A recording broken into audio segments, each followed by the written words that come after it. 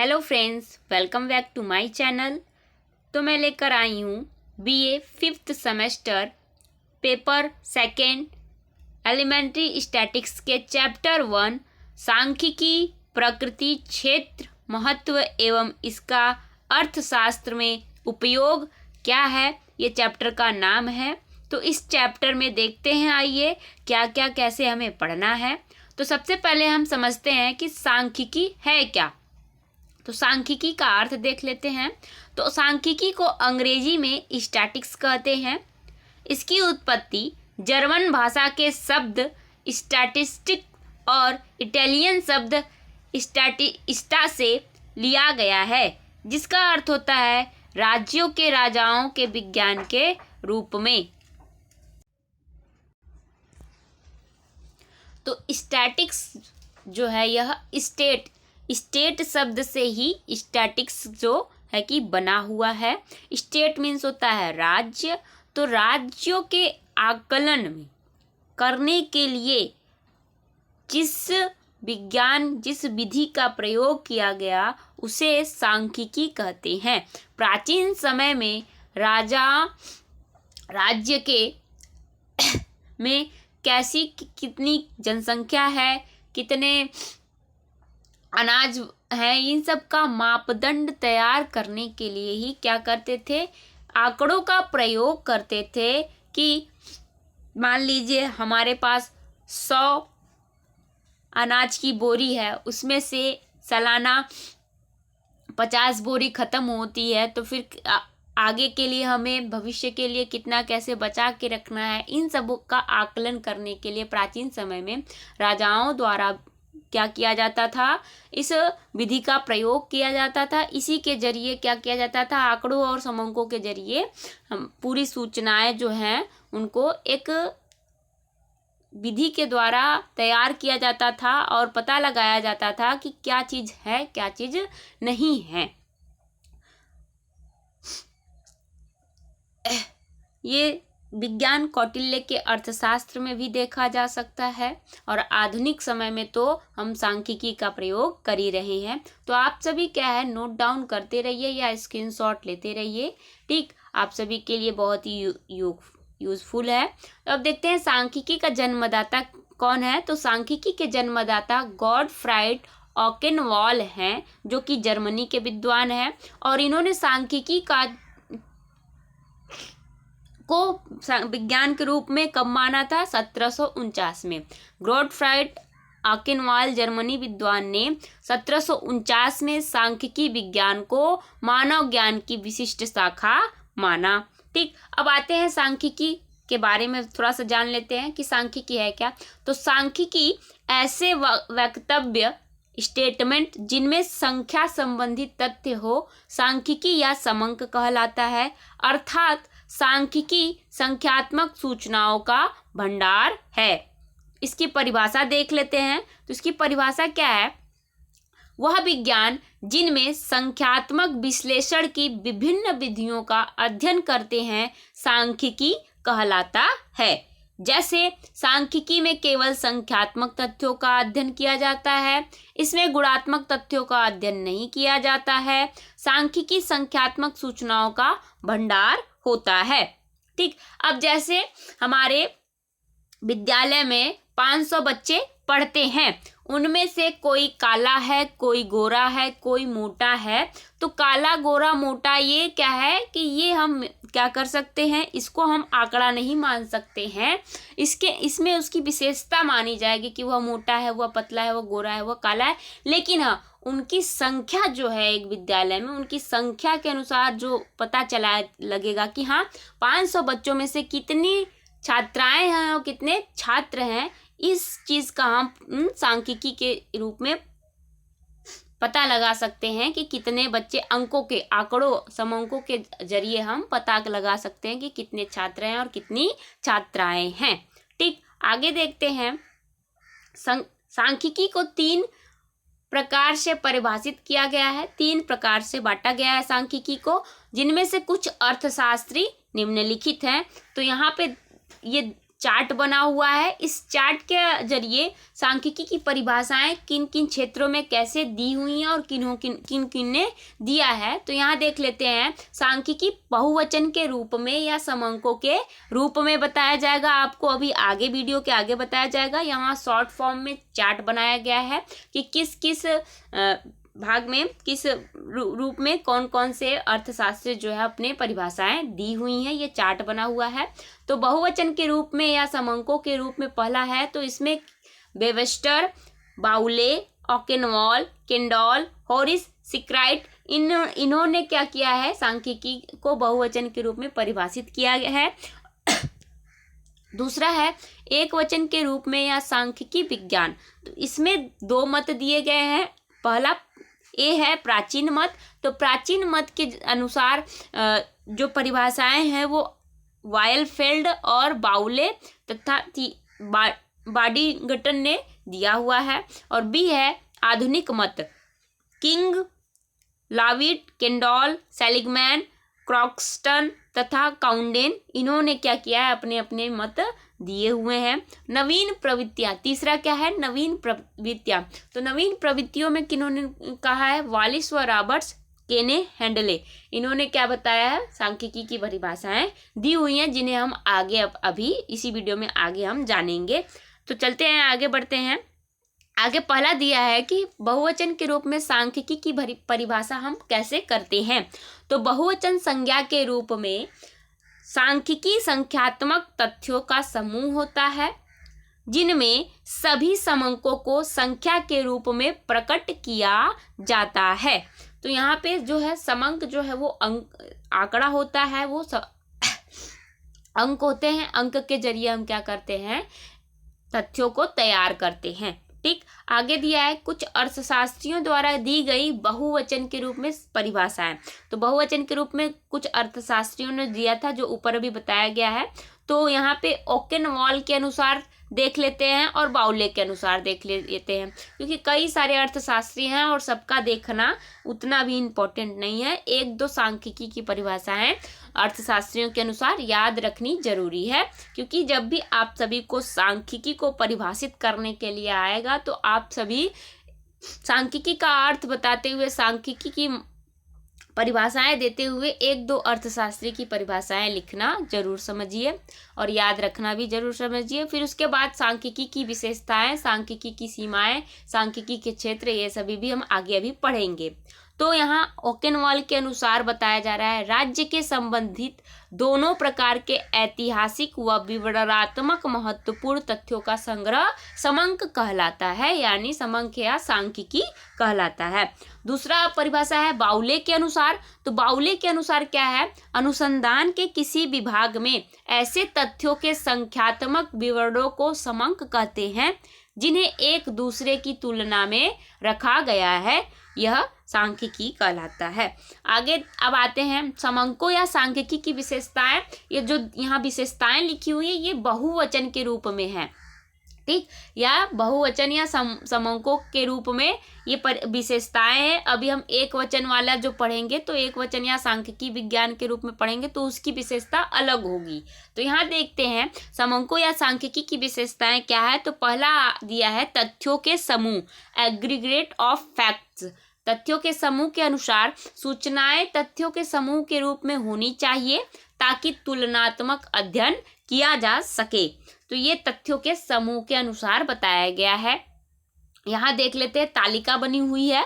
इस तालिका के अनुसार हमें क्या दिखाई दे रहा है, एक तथ्य दिखाई दे रहा है। कैसा तथ्य दिखाई दे रहा है, एक से अधिक तथ्य समंक हो सकते हैं, मतलब कि इस तथ्य समूह में एक से अधिक समंक हो सकते हैं। तो यहाँ दो चार्ट बने हुए हैं। चार्ट 1 में केवल एक वर्ष का घनत्व बताया गया है और चार्ट 2 में 5 विभिन्न अवधियों में, अवधि मतलब वर्षों में अलग अलग घनत्व बताए गए हैं।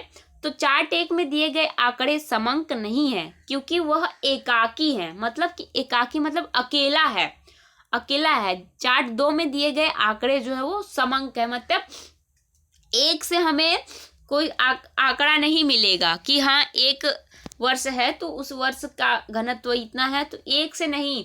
जब 1 से 2 से 3 से 4 जब आपस में जुड़ते जाते हैं तो उन सब में क्या किया जाता है, तुलना किया जाता है और उसी से हम निष्कर्ष प्राप्त करते हैं कि हमारी जो जनसंख्या घनत्व है वह कम है कि बड़ी है कि स्थिर है। यह वर्षों के अनुसार तुलना करके पता लगाया जाता है, तो इसी को हम समंक कहते हैं। ठीक, आगे दिया है दूसरा पॉइंट दिया है तथ्यों का संख्यात्मक विवरण। बहुवचन में कई सारे तथ्य दिए रहेंगे। ठीक, तो दूसरा पॉइंट तथ्यों का संख्यात्मक विवरण, न्यूमेरिकली एक्सप्रेस्ड, संख्याओं के प्रस्तुत तथ्य ही समंक कहलाते हैं। अच्छा बुरा, जवान बूढ़ा, खराब धनी, तेज कमजोर आदि का सांख्यिकी में अध्ययन नहीं होता है। अभी मैंने पिछले कुछ मिनट पहले ही बोला है कि आप सभी को सिर्फ संख्या ध्यान देनी है। यदि कहा जाए कि महेश काला है और रीता गोरी है तो यह समंक नहीं कहा जाएगा। ठीक, यदि कहा जाए कि रमेश का वजन 50 है और रीता का वजन 40 है और कुछ महीने में उन लोगों के वजन में जो है अंतर आ रहा है 2-2 1 केजी का, तो उसका हम आंकड़ा बना सकते हैं। आगे तीसरा पॉइंट है अनेक कारणों से प्रभावित, affected to a multiplicity of cases. समंकों पर केवल किसी एक कारण का ही प्रभाव नहीं पड़ता बल्कि वे विविध कारणों से प्रभावित होते हैं। यदि कहा जाए कि भारत में 1997 में जूट का उत्पादन 40,000 टन हुआ जबकि 1994 में 30.70 टन ही था, तो यह मानना होगा कि ऐसा किसी एक कारण से नहीं हुआ है बल्कि कई कारणों का एक साथ प्रभाव पड़ा होगा। जैसे वर्षा ठीक हुई होगी, खाद का समुचित प्रयोग किया गया होगा, बीज अच्छा दिया गया होगा, मजदूरों ने अपना कार्य परिश्रम से किया होगा आदि विविध कारणों द्वारा प्रभावित होने के कारण ही समंकों का सांख्यिकी विश्लेषण आवश्यक होता है। तो ये आप सभी क्या है कि शॉर्ट नोट कर लीजिएगा। ये सांख्यिकी बहुवचन के रूप में सांख्यिकी की विशेषताएं हैं, समंकों की विशेषताएं हैं। आगे चौथा है उचित मात्रा की शुद्धता।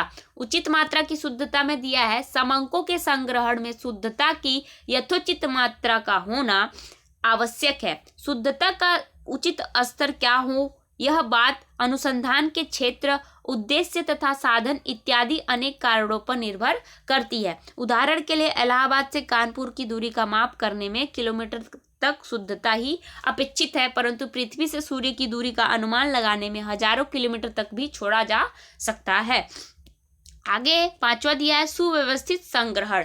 समंकों की एक निश्चित योजना के अनुसार सुव्यवस्थित रीति द्वारा संग्रहण किया जाना चाहिए। जैसे यदि हम किसी स्कूल के विद्यार्थियों के प्राप्त अंक संग्रहित कर लें और इस बात का ध्यान न रखें कि वे किस कक्षा के हैं, किस परीक्षा के हैं, किस विषय के और किस वर्ष के हैं, तो यह सूचना समंक नहीं कही जा सकती क्योंकि इसका कोई निष्कर्ष नहीं निकाला जा सकता।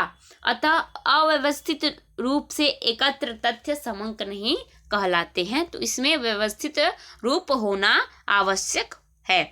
जैसे सब कौन से विद्यार्थी किस कक्षा में पढ़ते हैं, कौन सा विषय लिए हुए हैं, ठीक, ये सब जरूरी होता है।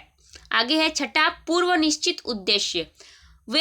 वे ही संख्यात्मक तथ्य समंक होते हैं जिनका संकलन किसी पूर्व निश्चित उद्देश्य के लिए किया जाता है। उद्देश्य विहीन आंकड़े समंक नहीं कहलाते हैं। जैसे हमें जनसंख्या वृद्धि देखनी है, अगर अपने देश की जनसंख्या वृद्धि देखनी है तो ये पहले से ही पूर्व निर्धारित होता है कि हमें 2031 तक अपने देश की जनसंख्या वृद्धि को देखनी है। तो हम हर साल का एक डाटा एकत्रित करते रहेंगे, आंकड़ा जो है वो बनाते जाएंगे। फिर 2031 में पूरे 10 वर्षों का पूरा इकट्ठा खाका जो होता है उसके अनुसार हम क्या करेंगे, तुलना करेंगे। आगे दिया है सातवां परस्पर तुलनीय।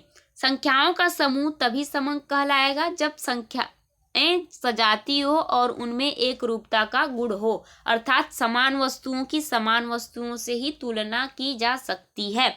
उदाहरण के लिए भारत में हीरो साइकिल के उत्पादन की तुलना गेहूं के उत्पादन से नहीं की जा सकती। आदमी की ऊंचाई की तुलना गधे की ऊंचाई से नहीं की जा सकती। अतः समंक कहलाने के लिए संख्याओं का समय, स्थान या परिस्थिति के आधार पर तुलना योग्य होना चाहिए। आगे 8वां दिया है गणना अथवा अनुमान। तो गणना अथवा अनुमान में क्या बोल रहा है कि समंकों का संग्रहण गणना अथवा अनुमान द्वारा किया जा सकता है। गणना से समंक संग्रहण करना एक लंबी प्रक्रिया है। ऐसा तभी किया जाता है जबकि वह क्षेत्र जिसका अनुसंधान किया जा रहा है सीमित हो। विस्तृत क्षेत्र में अधिकतर सर्वोत्तम अनुमान द्वारा ही समंक एकत्र किए जाते हैं। आगे देखते हैं। आगे इस प्रकार यह स्पष्ट है कि सांख्यिकी समंक संख्यात्मक तथ्य होते हैं, किंतु सभी संख्यात्मक तथ्य समंक नहीं होते। केवल उन संख्यात्मक तथ्यों को समंक कहा जा सकता है जिनमें उपयुक्त सभी विशेषताएं पाई जाती हैं। तो ये उपयुक्त जो ऊपर 8 विशेषताएं थी वही क्या है समंक कहे जाएंगे, जिनके में ये सभी विशेषताएं पाई जाएंगी। अब एक बहुवचन का परिभाषा तो देख लिए, विशेषता भी देख लिए। अब चलते हैं एक वचन की तरफ। एक वचन में क्या बोल रहा है यहाँ ये देखना है। एक वचन वाली परिभाषा को देखते हैं। तो एक वचन के रूप में सांख्यिकी विज्ञान की परिभाषा, तो स्टैटिक्स जो है ये शब्द एक वचन से तात्पर्य सांख्यिकी विज्ञान से होता है। सांख्यिकी विज्ञान के अंतर्गत सांख्यिकी रीतियों जैसे समंक संग्रहण, संक्षिप्तीकरण, प्रस्तुतिकरण, निर्वचन, विश्लेषण और पूर्वानुमान इत्यादि का विविध अध्ययन किया जाता है। आगे अध्ययन में सुविधा की दृष्टि से सांख्यिकी विज्ञान की परिभाषाओं को निम्नलिखित 2 भागों में बांटा जाता है। तो भाग ए है प्राचीन मत की अपूर्ण एवं संकुचित परिभाषाएं, बी है आधुनिक मत की व्यापक परिभाषाएं। तो ये जो स्टैटिक्स है इसमें प्राचीन समय में भी इसके बारे में जानकारी दी है और आधुनिक में भी इसका उपयोग कैसे किया जा रहा है ये हमें आगे देखने को मिलेगा। तो देखते हैं, चलते हैं प्राचीन मत की अपूर्ण एवं संकुचित परिभाषाएं। तो देखते हैं यहाँ इस वर्ग के अंतर्गत जो परिभाषाएं आती हैं उनमें सांख्यिकी शब्द का उपयोग बहुत ही संकुचित अर्थ में किया गया है। वायलफेल्ड, डॉक्टर बाउले तथा बांडिगटन की परिभाषाएं इसी प्रकार की है। वायलफेल्ड के अनुसार एक वचन के रूप में परिभाषाएं क्या है देखते हैं। सांख्यिकी वह विज्ञान है जो हमें यह अवगत कराता है कि ज्ञात संसार के समस्त आधुनिक राज्यों की राजनीतिक व्यवस्था क्या है। दूसरा दिया हुआ है बांडिगटन के अनुसार परिभाषा, सांख्यिकी अनुमान एवं संभावना संबंधी शास्त्र है। सांख्यिकी अनुमान एवं संभावना संबंधी शास्त्र या विज्ञान है। ठीक। तीसरा है पर्सन तथा हॉर्लोज के अनुसार, तो सांख्यिकी तथ्यों के समूह को प्रयोग में लाने का विज्ञान एवं कला है। तो इसमें से कोई एक हम परिभाषा याद रखेंगे। ठीक, आपको जो परिभाषा सही लगे वो याद रख लीजिए। ठीक, आगे देखते हैं। प्रोफेसर बाउले के अनुसार परिभाषाएं दी गई हैं, उन्होंने 3 परिभाषाएं दी हैं। क्या है? सांख्यिकी सामाजिक व्यवस्था को संपूर्ण मानकर उसके सभी प्रत्यक्षीकरणों में माप करने का एक विज्ञान है। बी है सांख्यिकी गणन का विज्ञान है। सी है सांख्यिकी को उचित रूप से माध्यों का विज्ञान कहा जा सकता है। आगे देखते हैं उपरोक्त परिभाषाओं की सामान्य विशेषताएं तथा दोष क्या दी हुई हैं। पहला है सांख्यिकी के क्षेत्र को अत्यंत सीमित कर दिया गया है। दूसरा है इन परिभाषाओं में सांख्यिकी रीतियों पर बहुत कम बल दिया गया है, जैसे गणना, माध्य इत्यादि का ही उल्लेख किया गया है। वास्तविकता तो यह है कि आज के युग में सांख्यिकी जैसे विज्ञान को केवल माध्यों तक ही सीमित रखना संभवतः उसका गला घोटने के समतुल्य होगा। तीसरा है इन लोगों के अनुसार सांख्यिकी को केवल राज्य विज्ञान के रूप में या मानवीय क्रियाओं तक ही सीमित किया गया है। अब आधुनिक मत की व्यापक परिभाषाएं क्या है वो देख लेते हैं। तो आधुनिक मत की व्यापक परिभाषाएं में सांख्यिकी शब्द का उपयोग विस्तृत अर्थ में किया गया है तथा अनेक महत्वपूर्ण रीतियों का वर्णन किया गया है, जिसे हम आगे देखेंगे। तो आप सभी इन सब का नोट डाउन कर लीजिए या स्क्रीनशॉट लीजिए। जी, आप सभी को जो इनमें से इम्पोर्टेंट रखे वो नोट कर लीजिए, और मैं भी जो इम्पोर्टेंट है आपके एग्जाम के लिए वो भी बताते जाऊंगी। तो आप सभी को इसमें सांख्यिकी का अर्थ, सांख्यिकी का परिभाषा और सांख्यिकी की सीमाएं, सांख्यिकी का उपयोग, सांख्यिकी का महत्व, सांख्यिकी की विशेषता, ये सभी आप सभी को इम्पोर्टेंट है इसमें। तो ये आप सभी अच्छे से तैयार कर लीजिएगा। तो आगे देखते हैं जो ये परिभाषाएं हैं, इसमें से एक दो परिभाषाएं आप सभी देख लीजिएगा। अब इतना मैं लंबा पढ़ूंगी तो टाइम जो वीडियो है वो बहुत लंबी बन जाएगी। तो आप सभी तक ये मिल गई है, आप इसे पढ़ लीजिए। ठीक, ये परिभाषाएं हैं, 4 परिभाषाएं हैं किंग के अनुसार, कॉस्टन तथा काउंडेन के अनुसार, सेलिगमैन, केंडाल के अनुसार। आगे देखते हैं जो ये दिया है नीचे कॉलम करके, इस कॉलम में ये बहुत ही इंपॉर्टेंट है, इसे आप सभी ध्यान से देख लीजिएगा। दिया है आंकड़ों के रूप में सांख्यिकी तथा विधि के रूप में सांख्यिकी में अंतर। यहाँ आंकड़े के रूप में और विधि के रूप में दोनों तरीके से हमें अंतर बताया गया है। तो आंकड़ों के रूप में सांख्यिकी जो है ये परिमाणात्मक होते हैं, परिमाणात्मक होते हैं। आंकड़ों के रूप में सांख्यिकी परिमाणात्मक होते हैं, और विधि के रूप में सांख्यिकी ये क्रियाएं हैं। ये कैसी हैं? क्रियाएं हैं। दूसरा दिया है कि आंकड़ों के रूप में सांख्यिकी वर्णनात्मक होते हैं, और विधि के रूप में सांख्यिकी विश्लेषणात्मक यंत्र होते हैं। आगे तीसरा है आंकड़ों के रूप में सांख्यिकी विश्लेषण के यंत्रों के प्रयोग के बिना इनका कोई अर्थ नहीं होता, और विधि के रूप में है संयंत्रों का प्रयोग करने के लिए आंकड़ों की उपलब्धि के बिना विश्लेषण यंत्र बेकार पड़े रहते हैं। चौथा है ये प्रायः मूल अवस्था में होते हैं, और इस विधि के रूप में चौथा है ये मूल आंकड़ों को व्यवस्थित करण, सारणीकरण तथा व्याख्या करने में सहायता करते हैं। आगे देखते हैं जो नवीन प्रवृत्तियां, तीसरा परिभाषा था सांख्यिकी की परिभाषा की नवीन प्रवृत्तियां क्या हैं, तो ये देख लेते हैं। विगत वर्षों में सांख्यिकी की परिभाषाएं में एक नवीन प्रवृत्ति का समावेश हुआ।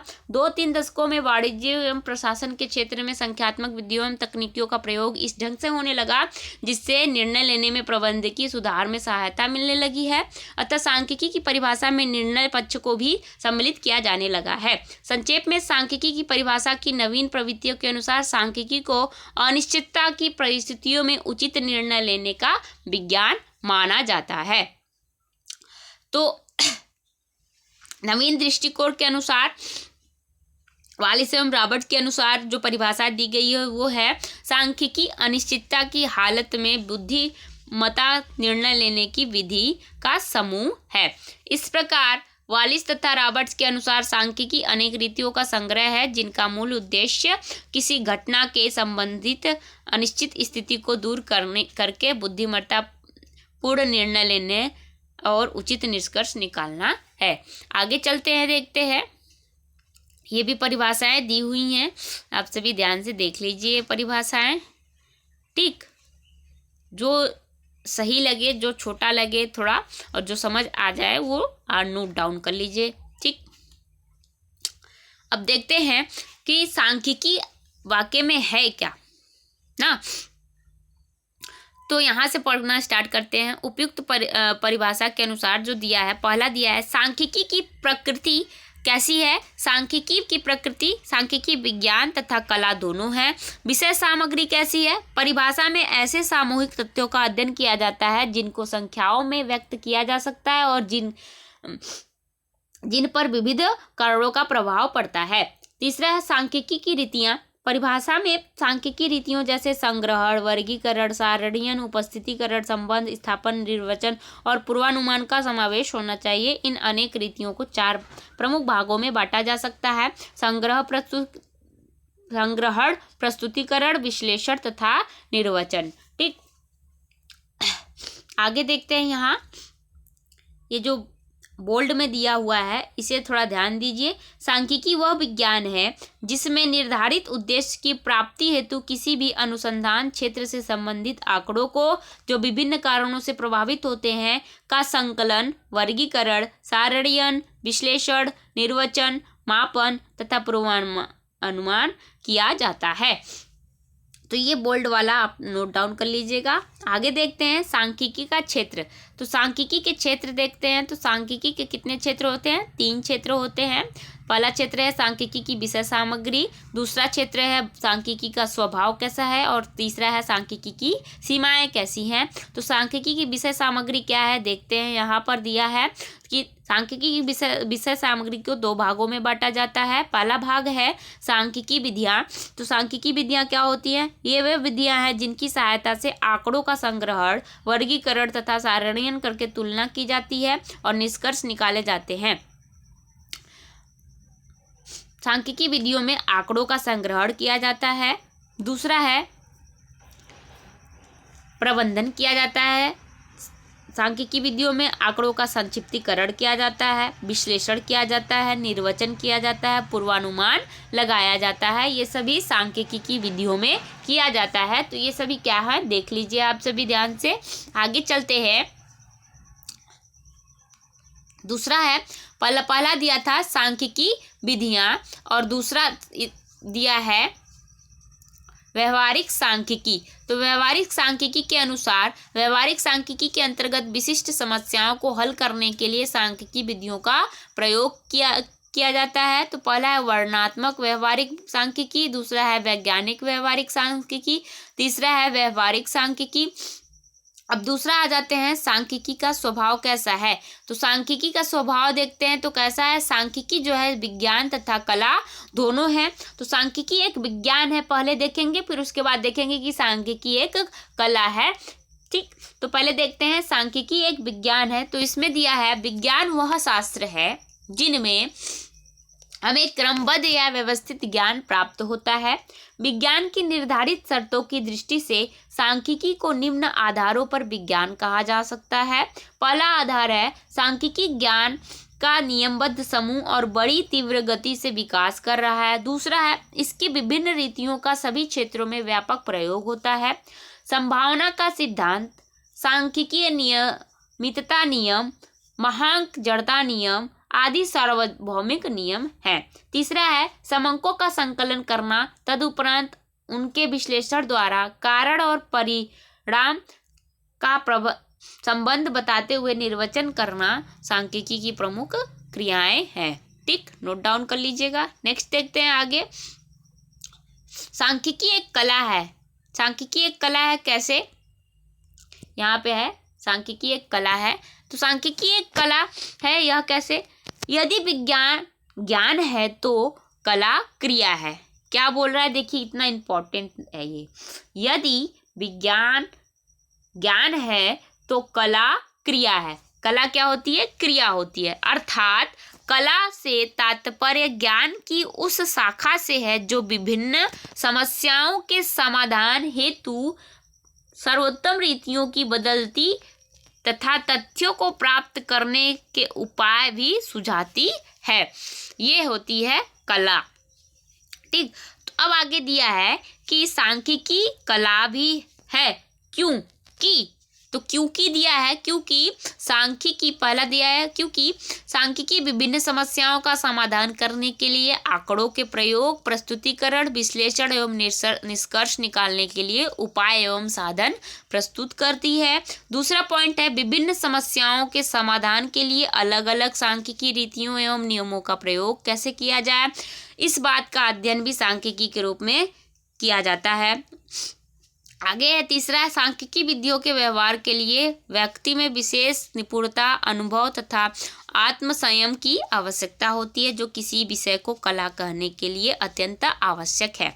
आगे सांख्यिकी विज्ञान एवं कला दोनों है, निष्कर्ष कैसे पता करें। ठीक, तो यहाँ देखिए सांख्यिकी विज्ञान एवं कला दोनों है, निष्कर्ष के रूप में हम कह सकते हैं कि सांख्यिकी विज्ञान व कला दोनों ही है। जैसा कि टिम्पेट ने कहा है, सांख्यिकी विज्ञान तथा कला दोनों है। यह विज्ञान इसलिए है क्योंकि इसकी विधियां मौलिक रूप से व्यवस्थित है और उनका प्रयोग सर्वत्र होता है, सर्वत्र मतलब सभी जगह। और वह एक कला भी है क्योंकि इसकी पद्धतियों का सफल उपयोग पर्याप्त सीमा तक सांख्यिकी की योग्यता, विशेष अनुभव व उनके प्रयोग क्षेत्र के ज्ञान पर आश्रित होता है, जैसे अर्थशास्त्र।